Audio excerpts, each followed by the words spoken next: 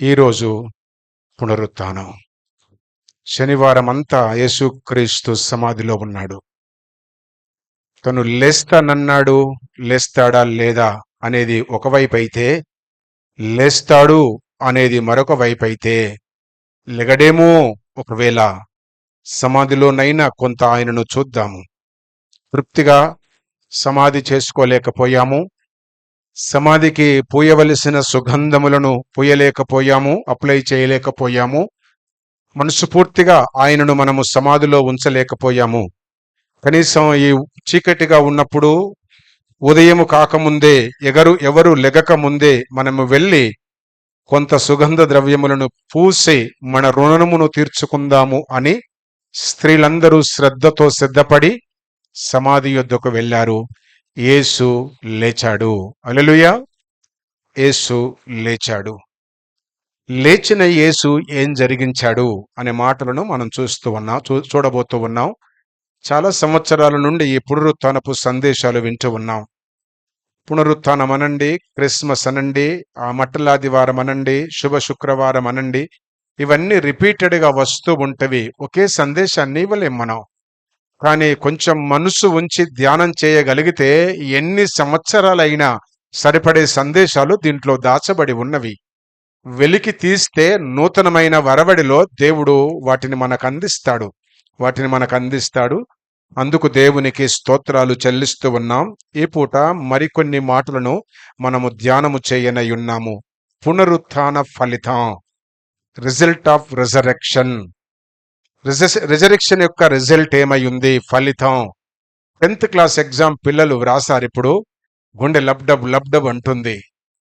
లబ్డబ్ ఎందుకనాలి? రాసింది వస్తుంది, అంతే కదా. రాసింది వస్తుంది, కానీ రిజల్ట్ వస్తుంది రేపు అనేసరికి, రేపు రిజల్ట్ వస్తుందంటే రాత్రి వీడికి నిద్ర పట్టదు. ఒకడు మంచిగా నిద్రపోతాడు. నిద్ర పట్టనోళ్ళు ఎవరు? నిద్ర పట్టేటోళ్ళు ఎవరు? నిద్ర పట్టనోడు చక్కగా రాయనోడు, చదువునోడు. నిద్ర పట్టేటోడు చక్కగా రాశాడు, నాకేం కొద్దివా, హాయిగా పడుకుంటాడు. సరే, ఎవరిట్లా రాశారో నాకు తెలియదు, కానీ మొత్తం మీద రిజల్ట్, పునరుత్థానం యొక్క రిజల్ట్ ఏంటి? Result of resurrection. రిజరెక్షన్ యొక్క రిజల్ట్ ఏంటి? ఆయన పునరుత్థానం అయిన తర్వాత చాలా కార్యాలు జరిగినవి.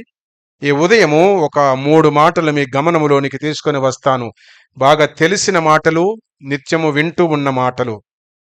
4 సువార్తల్లో నుండి వాక్యాన్ని చదివాము. ఇంకా చాలా స్థలాల్లో అపోస్తల కార్యముల గ్రంథములో కూడా ఉంది, మన కొరింథీ పత్రికలో కూడా ఉంది. చాలా స్థలాల్లో పునరుత్థానమును గురించి పత్రికలలో కూడా పౌలు వ్రాస్తూ ఉంటాడు.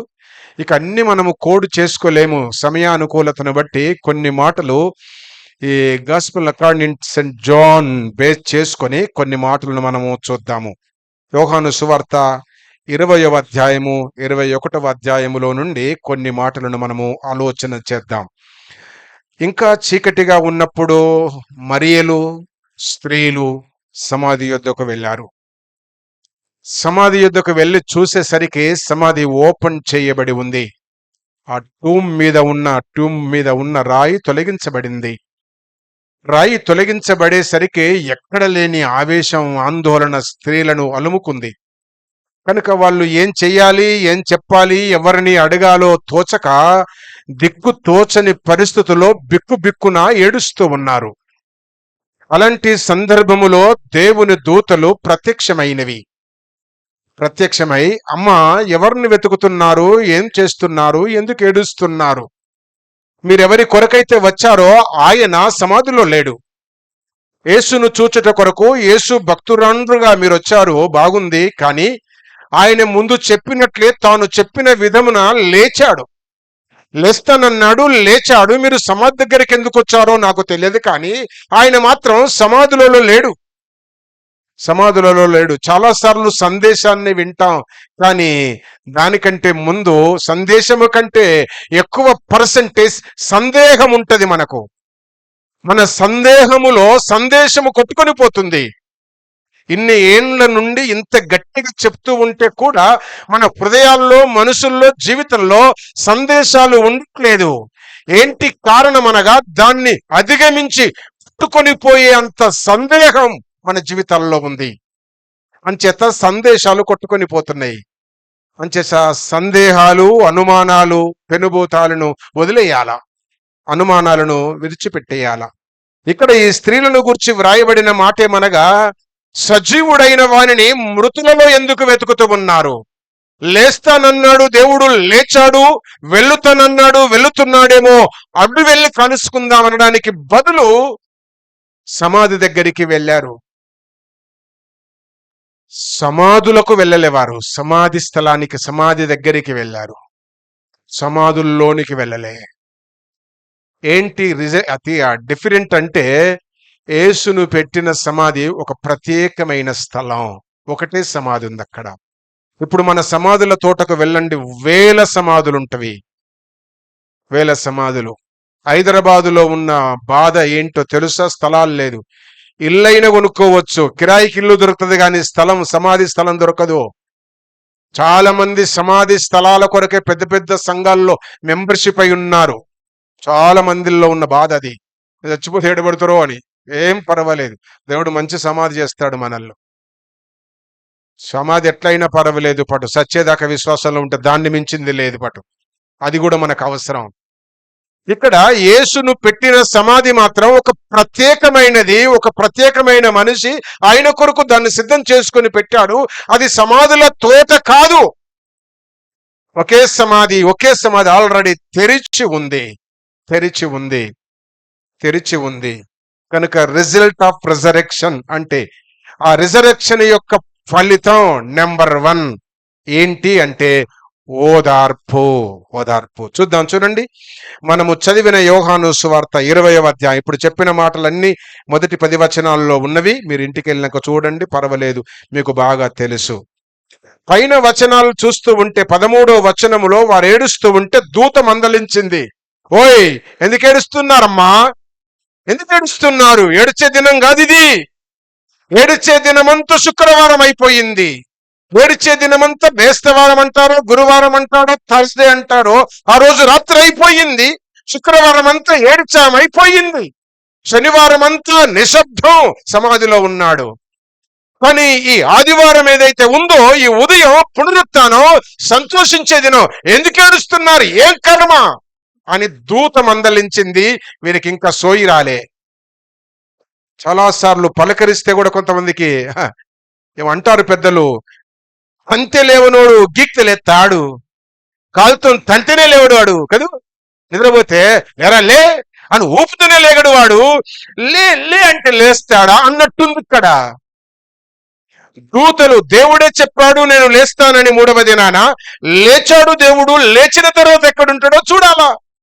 అది వాళ్ళ ఆశయమై ఉండాల, విశ్వాసమై ఉండాల.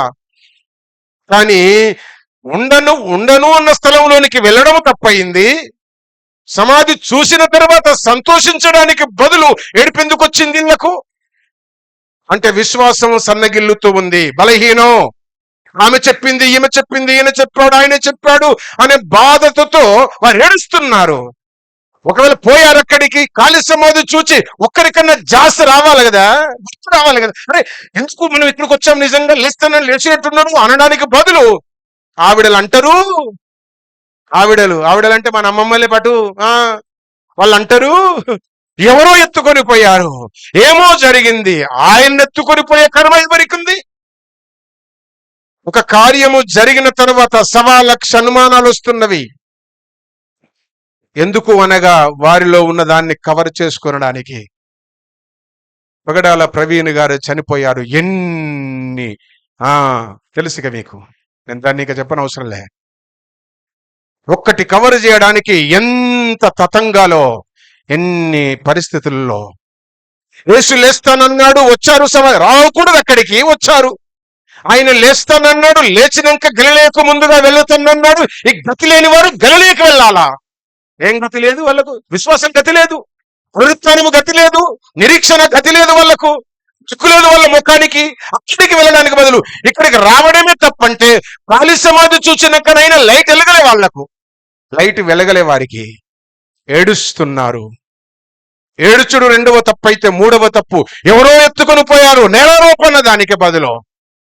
ఇదేముంటది మన విశ్వాస జీవితంలో? దూత అంది, ఓయ్ ఏం పోయే కాలం మీకు? ఏసు లేడిస్తే ఏడుస్తారేంటి బుద్ధి లేక అన్నప్పుడన్నా దేవునికి స్తోత్రం, అలాగైతే అని గుర్తు రావాలి కదూ. వచ్చిన యేసు పొలం దగ్గర ఉంటానన్నాడు అని అక్కడికి పరిగెట్టడానికి బదులు ఇంకా నిలబడి ఎక్కేడుస్తున్నారు. అబ్బో, ఏడుపులు బాగానే ఉంటాయి, పటు స్త్రీలకు ఇంకెక్కువ ఏడుతారంట. ఎందుకు స్త్రీలు ఎక్కువ ఎత్తారో నాకు తెలియదు.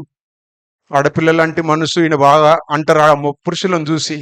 చాలా మంది కూడా పుట్టినే దుఃఖం వస్తుందంట. మరి ఇదంతా మేలుకొలుపు చేసినప్పుడన్నా కొంచెం విశ్వాసాన్ని సర్దిద్దుకొని స్థిరపరుచుకొని, అరే కరెక్టే కదూ దూత చెప్తుంది అనే ధ్యాస కూడా లేకుండా అట్టనే ఏడుస్తున్నారు. ఇక చూచి వదిలేస్తే ఇంకేమయ్యేటట్టుంది అని దేవుడే ప్రత్యక్షమయ్యాడు. ఏ దేవుడు? యేసు దేవుడని మీరంటారు, పునరుత్థానము చెందిన దేవుడని నేనంట. పునరుత్థానము చెందిన యేసే ప్రత్యక్షమై, ఓయ్ ఏం కర్మ, ఎందుకు ఏడుస్తున్నారు? ఊరుకోండి, ఊరుకోండి. దూత చెప్పితే బుద్ధి రాలే. అడగడున్నాడు మూర్ఖుడు, మోటు భాషతో ప్రసంగం చేస్తే కూడా బుద్ధి రాకపాయే. చూడాడు. మీరు అనలే మంచోళ్ళు కదా, వెనకంటారులే ముందన్నారు, నాకు తెలుసు. వెనకంటారు. అబ్బో, పేర్లు చెప్పండి కూడా చెప్తా. వాడు సుదర్శన్ ఉన్నాడు చూడు, ఎంత మోటు భాష వాడతాడు. వాడు చెప్తే బుద్ధి రాదా? దూతలు చెప్తే బుద్ధి రాదా? కనీసం నేనే ప్రత్యక్షమయ్యా, తల్లులారా ఏడవకండి. పునరుత్థానం యొక్క రిజల్ట్ నెంబర్ 1 ఓదార్పు. ఎన్ని రకాలుగా ఏడుస్తున్నారు. ఏడుపులు లేనివారు, శోకము లేనివారు, బాధ లేనివారు, దుఃఖము లేనివారు ఈ స్థలంలో లేరు. ఎవరిని నిలబెట్టినా ఏదో ఒక దుఃఖం. చిన్నోని నిలబెట్టాడు, ఆదివారం అయిపోయాయి, రేపు స్కూల్ ఆడు అంటాడు. వాడు అయ్యని పట్టుకొని ఉన్నాడు, రేపు పోవాలి, అందుకే పట్టుకో బిగితా, ఈ పూటేరా తెల్లాలేసి ప్రయాణం కావాలి, తీయడు. ఏడుస్తూ ఉంటారు. చిన్నపిల్లలను అడుగు కూడా, ఎందుకు అంటే రేపు మంచి స్కూల్ నుంచి రాగానే ట్యూషను.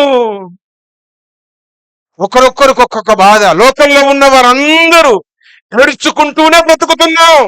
ఏడవకపోతే ఊర్చోరు.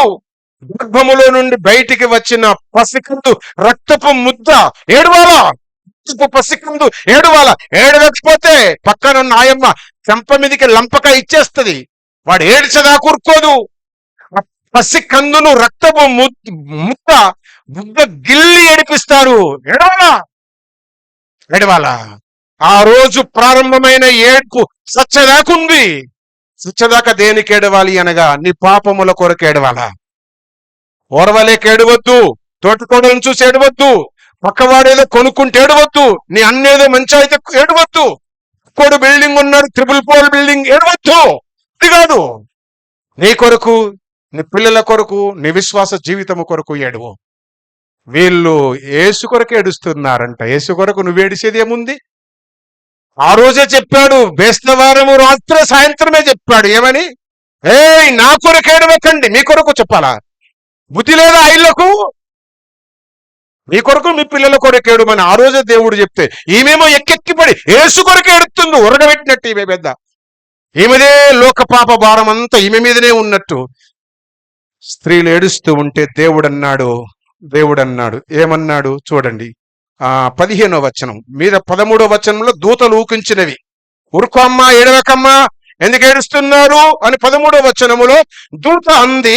సోయి రాలే, వాళ్ళకు బుద్ధి రాలే.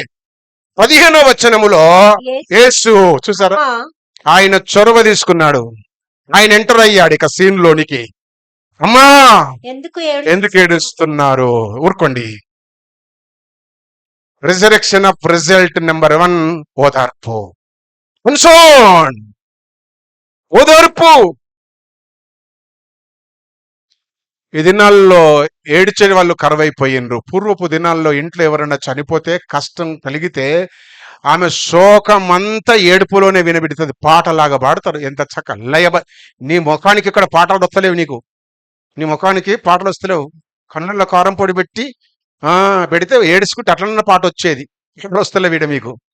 ఊర్లలోకి వెళ్ళి చూడండి, మొత్తం ఆమె బాధనంతా ఏడుపులో చక్కగా లయబద్ధకంగా పాడతారు. జడ్జి గారు 2 నెలలు టైం ఇస్తున్నా, నువ్వు ఒక పాట పాడాల, స్పెషల్ సాంగ్. అంతే, ఏం చేస్తావో తెలియదు నాకు. ఎవరినన్నా అడుగు, ఎవరినన్నా బతిలాడు, లేదా నీ ఆవిడని బతిలాడు, నేర్పిస్తుంది పాట. మరి నేర్పి నువ్వు మొదలు పెడితే అందరికి మొదలు పెడతా. ఈడ మనకు పాటలు రావు. స్త్రీలు ఏడుస్తారంటే ఎంత, వాళ్ళు ఏడుస్తూ వల్లిస్తూ మాటల వకాబులరీ, ఆ లయను చూస్తే మనకు దుఃఖం వస్తుంది కదా ప్రమిళ కదా. అమ్మ చనిపోయింది అనుకో, ఈ బిడ్డ ఏడుస్తుంది. అమ్మ ఈ బిడ్డ పుట్టినప్పటి నుండి అమ్మ చేసిన కథ అంతా వల్లిస్తూ ఏడిస్తే పక్కనున్న వాళ్ళందరూ ఏడుస్తారు, అందరి కొంగులు తడుస్తవి. ఇక్కడ మన ఖర్చు తడుస్తలేదు. అప్పుడు ప్రక్కనున్న ఆవిడ వచ్చేసి ఆవిడ కొంగును తీసి ఆవిడ గదువ కింద చేయి పెట్టి, తల మీద ఒక చేయి పెట్టి, ఊరుకో ఊరుకో, పోనీలే, పదవల్లే, అందరు చనిపోతారు, మా అమ్మ చనిపోయింది, మా నాయన చనిపోయాడు, ఊరుకో తల్లి ఊరుకో అని అంటారు. ఏమంటారు దాన్ని? ఓదార్పు. అది ఇప్పుడు అర్థమైంది కదా. దేవుడు ఓదార్పునిస్తున్నాడు, ఓదార్పునిస్తున్నాడు. ఏమని ఓదార్పు దేవుడు ఇస్తున్నాడు అంటే, బోధకుడు బ్రతికున్నాడు, బోధకుడికి మరణము లేదు, బోధకుడు బ్రతికున్నాడు. 16వ వచనము చూడండి, 16వ వచనం. యేసు ఆమెను చూచి మరియా అని పిలిచెను. మరియా యేసు వైపు తిరిగి ఎబ్రీ భాషలో చెప్పు, ఆయనను భాషతో రబ్బూని అంటే తెలుగు పదం బోధకుడా అంటే. యేసేమంటున్నాడో తెలుసా? మరియా ఏడవకు, ఊరుకో. ఏంటి అంటే బోధకుడు మరణించలే. అది రబ్బూని అంటే బోధకుడా. అవును, బోధకుణ్ణి నేనే. మరియా ఏడవకు. ఎందుకు ఏడవద్దయ్యా అంటే, నీ బోధకుడు చావలే. ఆమేన్. అది దేవుడు పునరుత్థానము చెంది ఒకటి ఓదార్పునిస్తున్నాడు. ఏమని ఓదార్పు అనగా, బోధకుడు బ్రతికి ఉన్నాడు. Number 1, 17th verse. బోధకుడు తండ్రి యొద్దకు ఎక్కి వెళ్ళుచున్నాడు. చూడండి, యేసు ఆమెతో, నేను ఇంకను తండ్రి యొద్దకు ఎక్కిపోలేదు. చూసారా, ఇంకెక్కిపోలేదు, ఇప్పుడు ఎక్కిపోతా కనుక. రెండవది, ఆయన ఓదార్పు చెప్తూ ఉన్నాడు. లేచానన్నాను, లేచాను, మరియా ఊరుకో, ఏడవకు తల్లి, నీ బోధకుడు బ్రతికే ఉన్నాడు. నెంబర్ 1. రెండవది, నీ బోధకుడు తండ్రి యొద్దకు ఎక్కి వెళ్ళుచున్నాడు. నీవు కూడా నా దగ్గరికి ఎక్కి రావాలా, దిగిపోవద్దు, డిగ్రేడ్ కావద్దు. రాత్రి వండిన అన్నము కొన్నిసార్లు తెల్లారేసరికి దిగిపోతుంది, పాసిపోతుంది అంటారు, పాడైతుంది అంటారు, ఇంకేం ఖరాబ్ అయ్యింది అంటారు.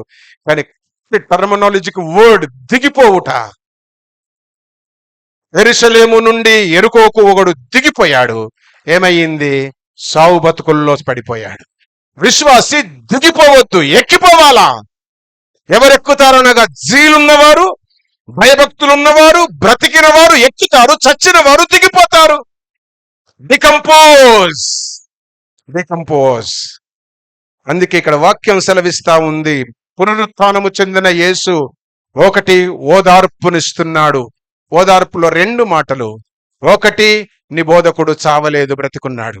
రెండవది, నీ బోధకుడు ఎక్కి వెళ్ళుతున్నాడు, నీవు కూడా ఎక్కిరా. నీకు ముందుగా గలిలయకు, ముందు ఎక్కు, ముందుగా, వెనుక కాదు పోయేది. అది కనుక నెంబర్ 1 చెప్పాలా, ఓదార్పు. Number 2, 19th verse. 19th verse చూడు. ఆదివారము సాయంకాలమున శిష్యులు యూదులకు భయపడ్డారు. చూడు, భయం వచ్చేసింది, యూదులకు భయపడుతున్నారు. ఇప్పుడు కూడా అట్టనే ఉంది పట్టు. ఆయన ఏదో పాపము చనిపోయాడు, 80 ఏళ్ళు బ్రతికితే చేసే సేవ 20 ఏళ్లలో ముగించాడు ఆయన. పగిడాల ప్రవీణ్ కుమార్ను తరబేతుకు వేరే స్టేట్కు పోయిండు కదా, తెలుసు కదా మీరు అందరికీ. ఆ స్టేట్కు పంపించింది ఎవరంటే, గుడ్ ఫ్రైడే రోజు ప్రసంగం చేసిన పెద్ద మనిషి పంపించాడు. ఆయన ప్రార్థన చేసి కావలసిన అన్ని ఏర్పాట్లు ఇచ్చి మిషనరీ ట్రిప్ కొరకు పొగడాల ప్రవీణ్ కుమార్ గారిని ఎంఎం ప్రసాద్ గారి టీం పంపించింది. ప్రార్థన చేసి పంపించారు. ఆయన పోయాడు. అక్కడ 80 ఏళ్లలో చేసే సేవ 20 ఏళ్ళలో ముగించేసేసాడు. అంత స్పీడ్గా చేసేసాడు పని. ఇక్కడ కూడా మనం చూస్తున్నాం. ఇప్పుడు ఒకవేళ కొన్నిసార్లు ఆయన పేరు చెప్పేదನ್ನು తెగించి చెప్పడానికి భయపడుతుంది. ఇప్పుడు పరిస్థితులు మారిపోయినాయి అంతా. నేను కూడా ఎక్కువసేపు మాట్లాడితే నాకు ఒక ఫోన్ వస్తుంది. అట్లుంది పరిస్థితి. ఇక్కడ కూడా యేసును గూర్చి మాట్లాడుకోవడానికి, యేసు దేవుడు లేస్తానన్నాడు, లేచాడేమో అనుకునడానికి కూడా భయపడి బిక్కున మేము శిష్యులం, మేము భక్తులం అంటే మనల్ని ఎడ చంపుతారో అని లోపల గదిలోనికి వెళ్ళి డోర్స్ క్లోజ్ చేసుకుని డోర్ లోపల గది లోపల బిక్కున ఉన్నారు.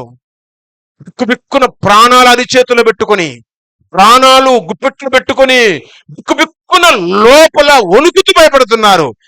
అలాంటి సమయంలో బిక్కున ఏదైనా శబ్దం వస్తే ప్రాణం పోయేటట్టు ఉన్నారు. శబ్దం వస్తే అనేటట్లున్నారు. అలాంటి భయకంపితులైన పరిస్థితుల్లో దేవుడు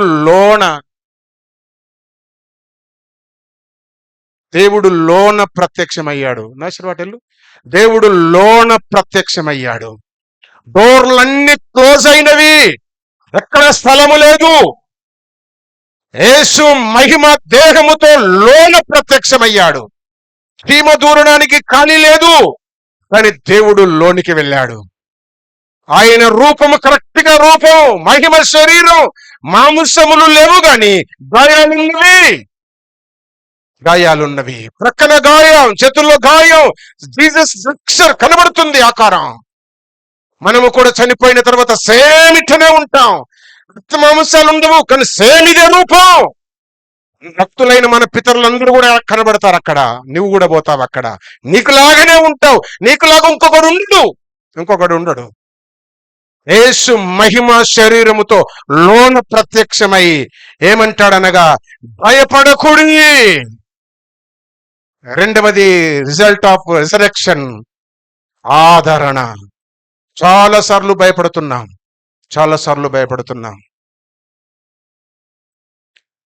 ప్రణయ వచ్చిందా? ప్రణయ మనోహర్ ఉన్నవ బిడ్డ పైన.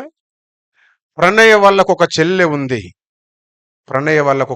ఉంది. ఆమె పేరు ప్రత్యూష. ఆ బిడ్డకు సంబంధం కుదిరింది. అంకుల్ మీరు నాకు మా ఇంటికి రావాలి, నాకు కొంచెం కౌన్సిలింగ్ ఇవ్వాలా, మీరు వస్తారా, నన్ను రమ్మంటారా అని అడిగింది. డాడీకి ఈ బిడ్డ ఫోను అన్న, డాడీకి ఇచ్చింది.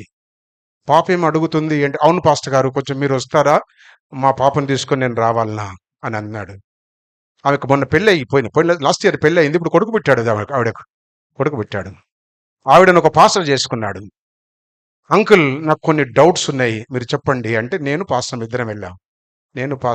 నేను రాజేష్ వెళ్ళాం, ఇద్దరం వెళ్ళాం. బాలనగర్ వెళ్ళాం, ఇంట్లో కూర్చున్నాం.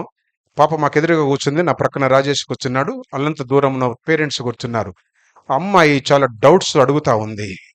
అంకుల్ పెళ్ళి అయితే ఏంటి నా పరిస్థితి, మనుషులు రకరకాలుగా అంటున్నారు, నాకు కొన్ని డౌట్స్ ఉన్నాయి, క్లారిఫై చేసి చెప్పు బిడ్డ, అడుగు, ఓపెన్గా అడుగు. మీ మమ్మీ ఉంది కదా, ఓపెన్గా అడుగు. ఓపెన్గా చాలా విషయాలు మాట్లాడింది. ఆమె డౌట్స్ అన్ని క్లియర్ అయింది. అంకుల్ నేను పెళ్లి చేసుకుంటా అంది.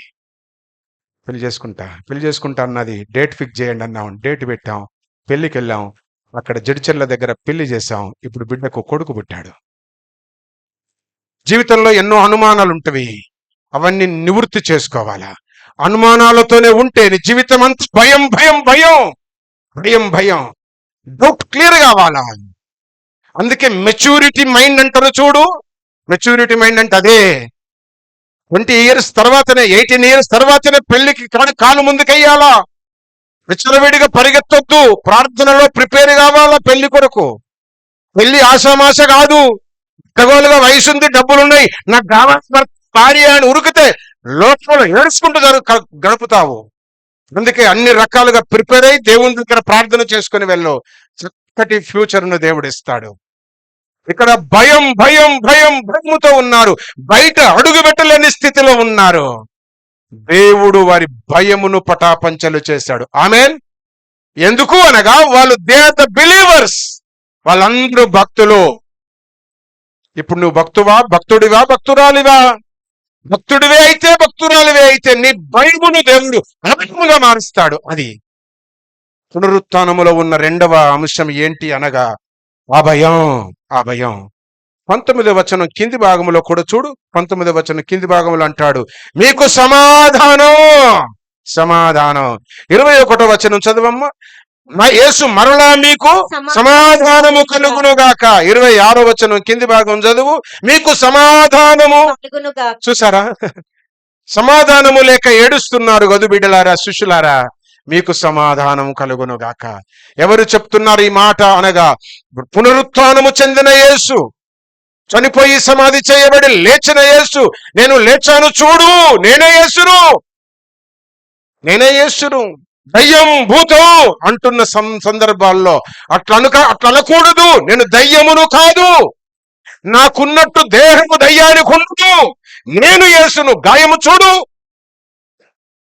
ఇంత పరిచయం చేసుకోవలసిన పరిస్థితి ఏర్పడింది. నేను ఇప్పుడు ఇక్కడ కూర్చున్న మీ ఎవరి ఇంటికి వచ్చినా, ఎవరయ్యా మీరు అన్నారు అనుకోండి నన్ను, నేనేం చెప్పాల్సి వస్తుంది? ఏం చెప్పవలసి వస్తుంది? అరే ఎంత బతుకైపోయా నా బతుకు. 20 ఏళ్ళ సంఘ సహవాసంలో మీకు నన్ను నేను పరిచయం చేసుకునే బతుకు నా బతుకు అయ్యింది. ఏది నా బతుకిది అనిపించదా? ఎవరయ్యా మీరు, నీ పేరేంటి, ఎక్కడి నుంచి వచ్చారు, మీరు ఎవరు అని సీరియస్గా అడిగారు అనుకో, మీరు ఎట్టుంటది నాకు? ఇంకో యేసును గదే చేస్తున్నారు ఇక్కడ.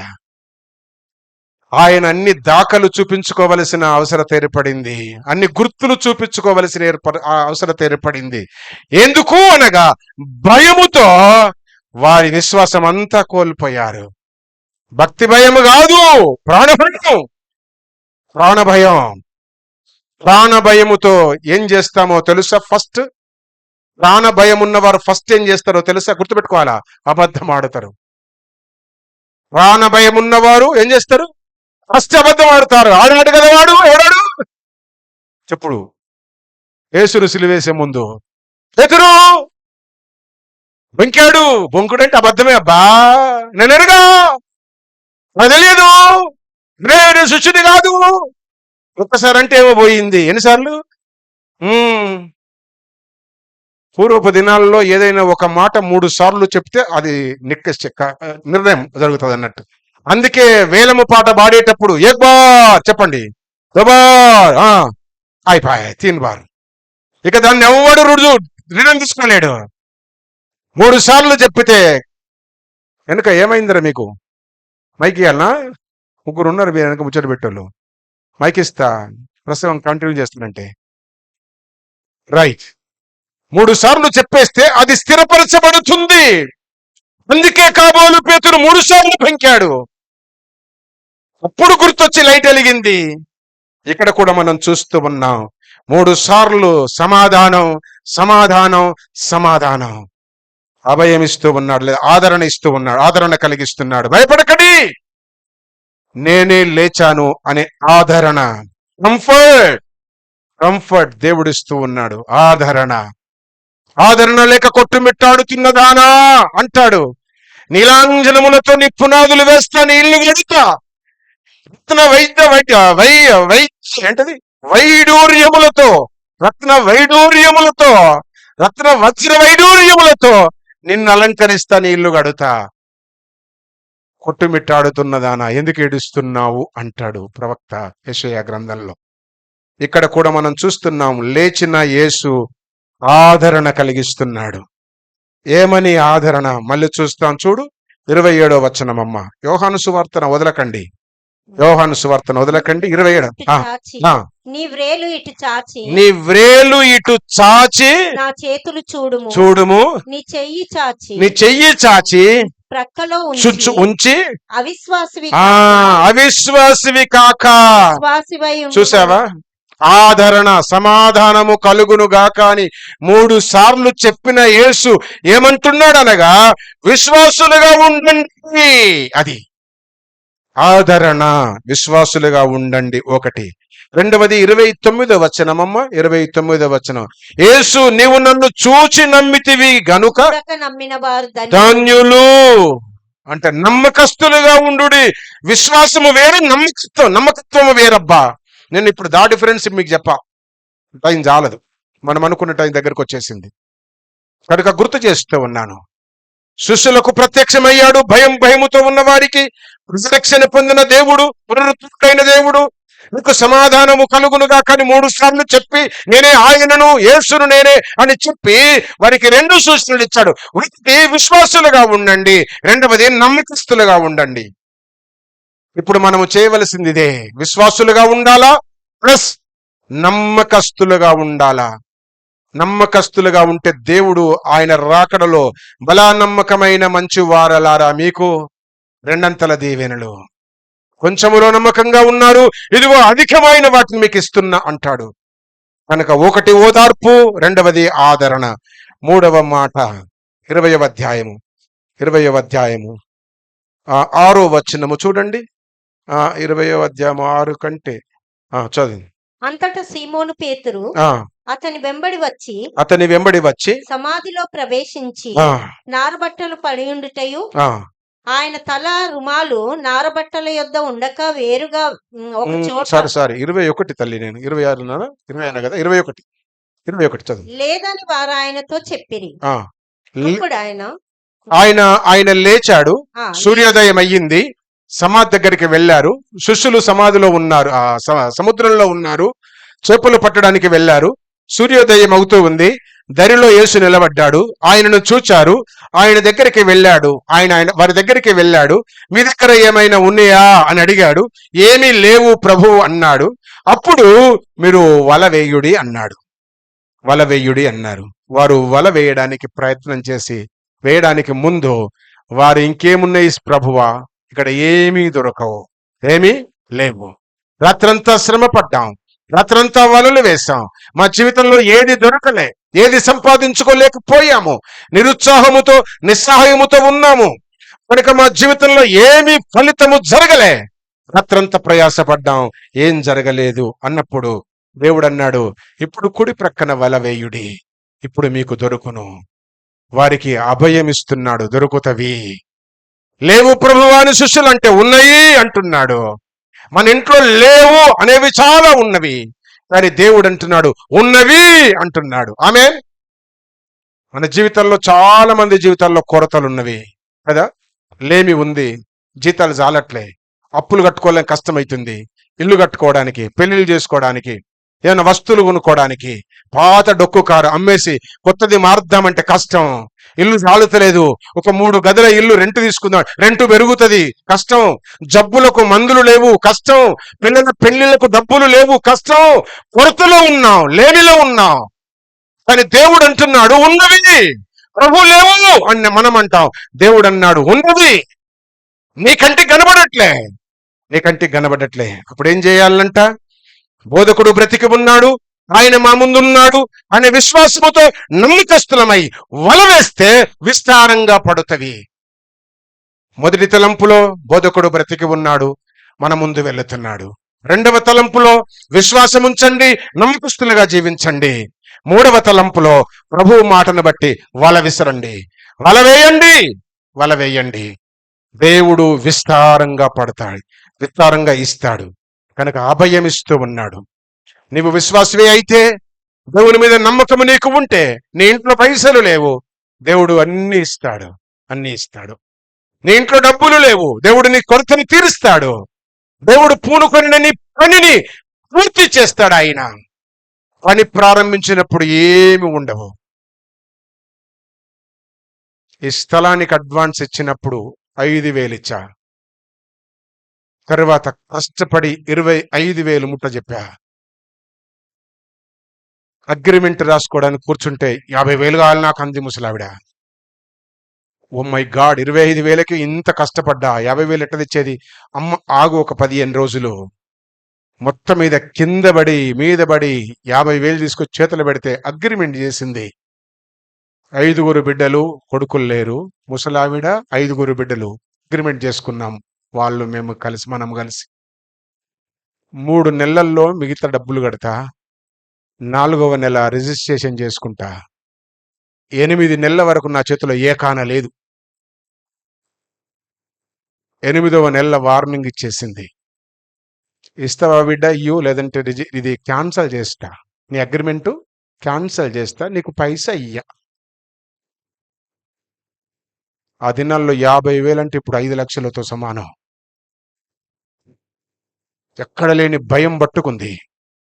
మొత్తం మీద కష్టపడి కిందపడి అదమ్మి ఇదమ్మి అక్కడ ఇక్కడ ఏమో చేసి డబ్బులన్నీ తీసుకొని 4వ నెల వస్తే ముసలిది మళ్ళీ మన తెలుసా, అగ్రిమెంట్ మీద ఇంకో 1,00,000 ఎక్కువ ఇయ్యాల.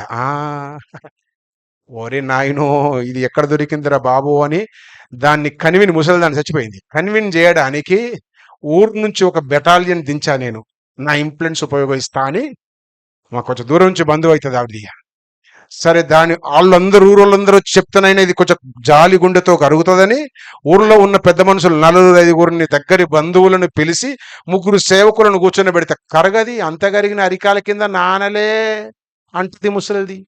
తెలుసా చాలా మంది ఇక్కడ ఉన్న వాళ్ళకు, చాలా అక్కడ 1,00,000 ఎక్కువైతే చేస్తా, 1,00,000 లేదు. ఎన్ని తంటాలు పడ్డమో. ముసలావిడ మీదకి ఇది డైరెక్ట్ మన మీదకి కాలే రిజిస్ట్రేషను. ఇంకొకరి కాలు పట్టుకొని దండం పెట్టి, అయ్యా నీ పేరు మీద రిజిస్ట్రేషన్ చేసుకో, ముందు పైసలు నేనే ఇస్తా. ఇది నా పేరు మీద అంటే 1,00,000 రూపాయలు ఎక్కువ ఉంటుంది, ఇది నీ పేరు మీద చేస్తే ఎట్లుంటుందో అని ఇంకొక ఆయన పేరు మీద రిజిస్ట్రేషన్ చేసాం. ఇది 1,00,000 డిమాండ్ చేస్తే 50,000 కన్సర్న్ చేసి కన్విన్స్ చేసి వాళ్ళ పేరు మీద చేసి తర్వాత మళ్ళీ మనం డబ్బులు ఇచ్చేసి మన పేరు మీద చేసుకున్నాం. ఆయనకు రూపాయి పెట్టుకోలేదు ఆయన, కానీ ఆయన పేరు మీద, ముసలావిడ పేరు మీద ఆయన పేరు రిజిస్ట్రేషన్ అయింది. ఆయన దగ్గర నుంచి మనకు వచ్చింది. చాలా కష్టపడ్డాం, చేతిలో చిల్లి గవ్వలేదు, గుండెల్లో రైలు పరిగెత్తుతున్నాయి. కానీ ఒక నమ్మకం, నా సుఖము కొరకు, నా లగ్జరీ కొరకు, నా సంపాదన కొరకు నేను ఈ పని చేయట్లే, దేవుడు తప్పకుండా ఇస్తాడనే నమ్మకం మాత్రం ఒక మూలన నా జీవితంలో ఉంది.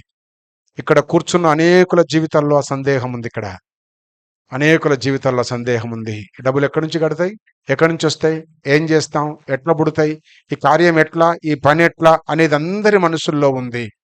పునరుత్థానుడైన యేసు యందు విశ్వాసముంచు, నమ్మిక ఉంచు.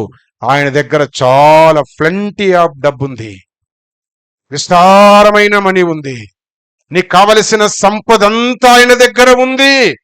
ఆయన మాట ప్రకారం వల వేయు, వల ప్రార్థనకు గుర్తు, వేసు విసురు, విస్తారంగా దేవుడు అనుగ్రహిస్తాడు.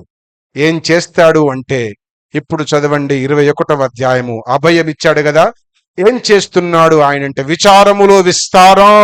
6వ వచనం చూడు, 6వ వచనం, కుడి ప్రక్కన దోణి కుడి ప్రక్కన వల వేయుడి అని మీకు దొరుకును అని యేసు చెప్పగా వారు అలాగున వల వేయగా చేపలు విస్తారం లేవు అనే విచారములో విస్తారం. ఇమానియల్ వచ్చినటువంటి ఎడ్బాయ్ సంపూర్ణ ఉన్నాడా, కూర్చున్నాడా, మిలిటరీ మ్యాన్. ఇప్పుడు వాళ్ళ చిన్న బిడ్డ పెళ్లి చేస్తారంట, పెళ్లి కుదిరిందంట, పైసలు లేవంట. వచ్చి నాకు చెప్తుంది మొన్న మా సంపూర్ణ, పైసలు లేవయ్యా, చాలా పైసలు కావాలి, పెళ్లి కావాలి అని చెప్తే, నీ ముఖం నా దగ్గర ఎక్కడి పైసలు నాకు చెప్తున్నావు, నువ్వు నీ బిడ్డ నీ కొడుకు నీ అందరూ కలిసి అటువైపు తిరగండి, దేవుని వైపు. దేవుని చెప్పుకోండి, దేవుని చెప్పుకోండి. ఇక్కడ కూర్చుని ఇప్పుడు ఎవరు నిలబెట్టిన అవైపు క్వశ్చన్ చెప్తారు. మా జడికంటి ప్రసాదం చెప్తే కూడా, ఇంకా లోన్ ఉందయ్యా మా ఇల్లు లోను, అది అయిపోతే బాగుండు, ఆ లోన్ తొందరగా అయిపోతే మా చిన్నోని కూడా ఒకటి కొందు అనేది ఉంది ఆయన మనసులో. అడుగుంటే చెప్తాడు. నేను నాకు చెప్పలే ఆయన, ఇక ఆవిడ కూడా అడుగుని చెప్తుంది. నిన్న మొన్న హాస్పిటల్లో పనుకొని వచ్చింది, ఆవిడ అడుగుని చెప్తుంది, ఒకిళ్ళు వీనికి ఇచ్చేస్తాం, ఇంకొకటి అయితే బాగుండాయా మా చిన్నోని కూడా ఒకటి అనేది ఉంది. అట్లా అందరి మనసులో ఏదో ఒకటి ఉంది. నేను ఇవ్వా, నా దగ్గర లేవు, నన్ను అడగొద్దు. దేవుని మీద విశ్వాసం ఉంచండి, నమ్మకముతో దేవుని వైపు కుడివైపున వల విసరండి. నీ విచారం, నీ లేమిలో విస్తారంగా చేపలు వస్తవి. పునరుత్థానము చెందిన దేవుడు మనకు అభయమిస్తున్నాడు. ఏమని? విస్తారముగా ఇస్తానని. ఆమేన్ అను, సంపూర్ణ గట్టిగా ఆమేన్. విస్తారం. 1. 2వది చూద్దాం చూడు, 11వ వచనం, 21వ అధ్యాయం 11వ వచనం. 11వ వచనం, సీమోను పేతురు దోణి ఎక్కి వలను దరికి లాగెను 180 గొప్ప చేపలతో.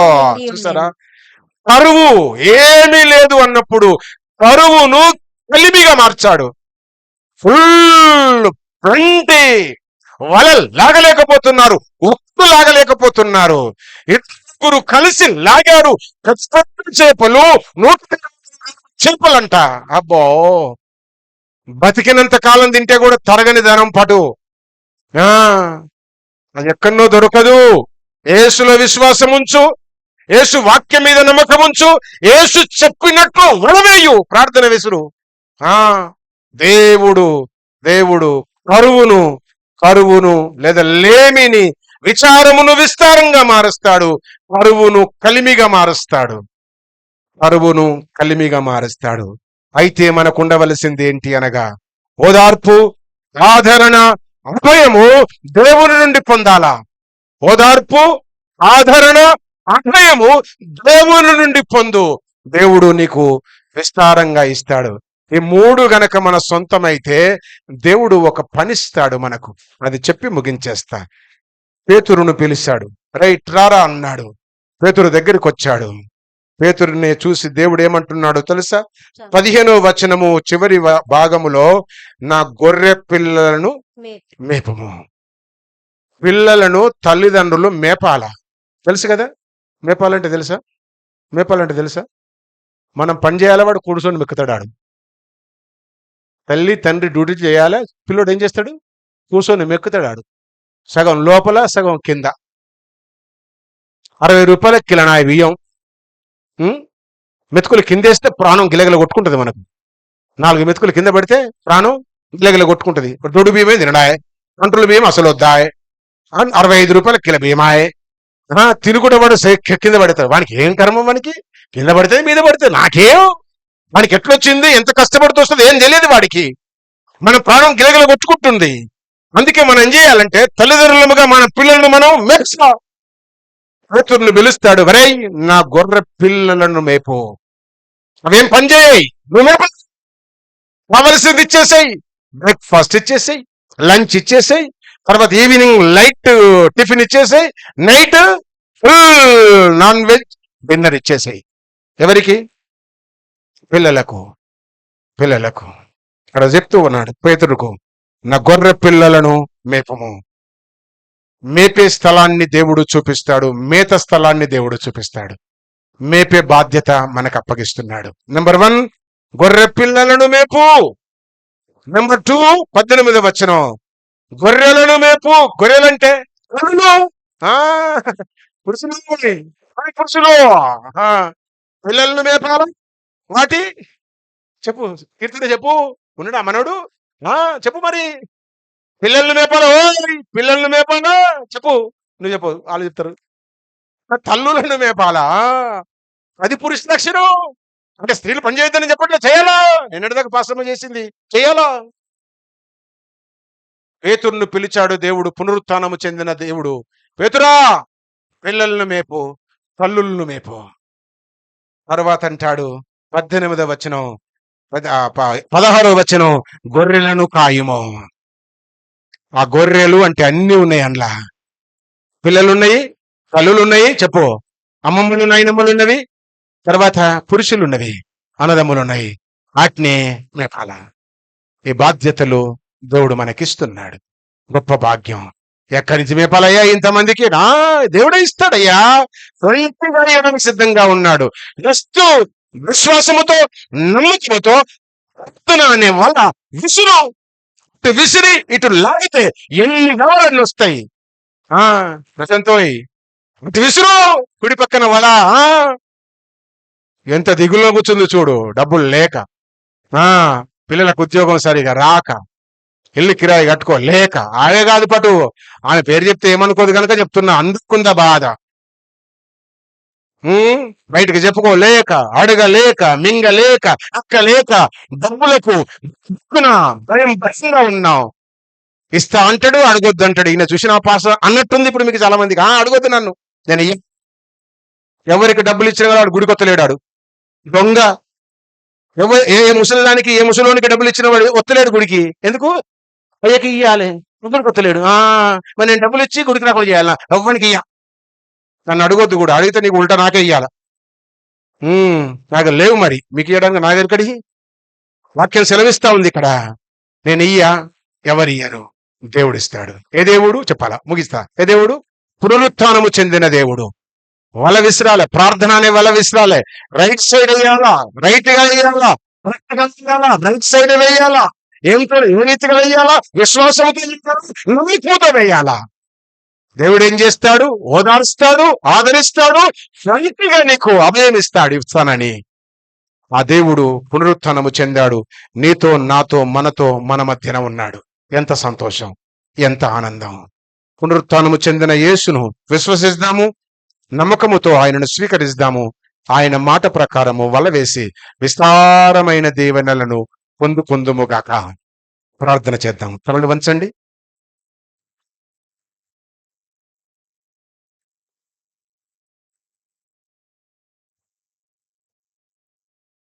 కళ్ళు మూయాలా?